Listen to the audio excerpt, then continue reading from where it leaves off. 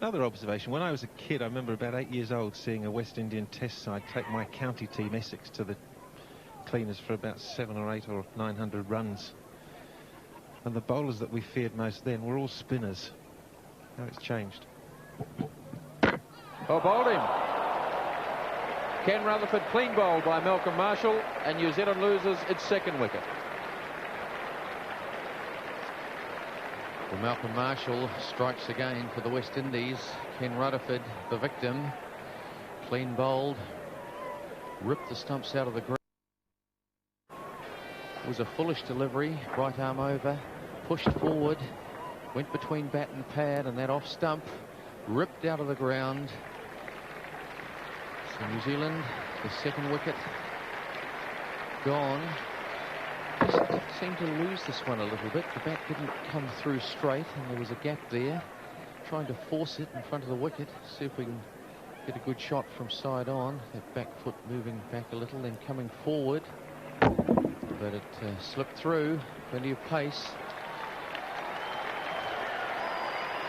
And that brings Martin Crowe, the hero in Wellington, with that brilliant century down there. Coming out on Eden Park, New Zealand 38 for 2.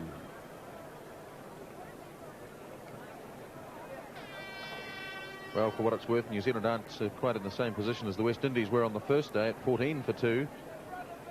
But, of course, the wicket has settled down a lot, and at 38 for 2, a big partnership is now required between the brothers Crowe, Jeff, who's on 1, and Martin, who's just arrived.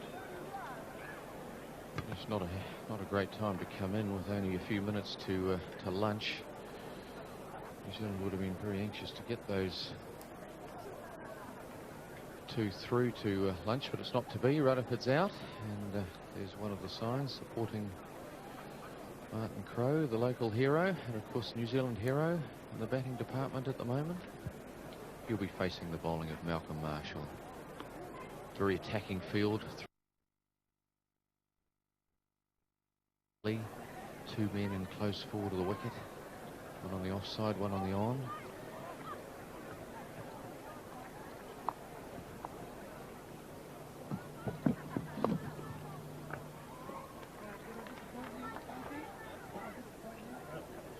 Malcolm Marshall then has both wickets for the West Indies.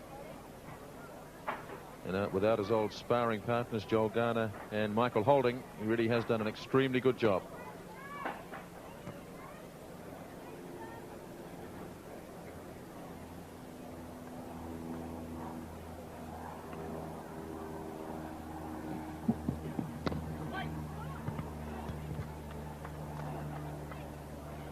Positive defensive shot from Martin Crowe, had it well covered. He got well forward. That's an indication that he sees the ball so early. Sign of a great batsman, of course.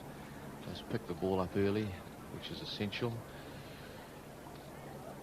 particularly when you're playing against players of the pace of Malcolm Marshall.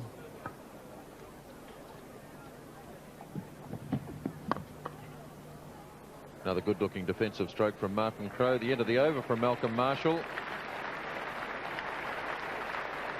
And it looks like there will be time for another over before lunch.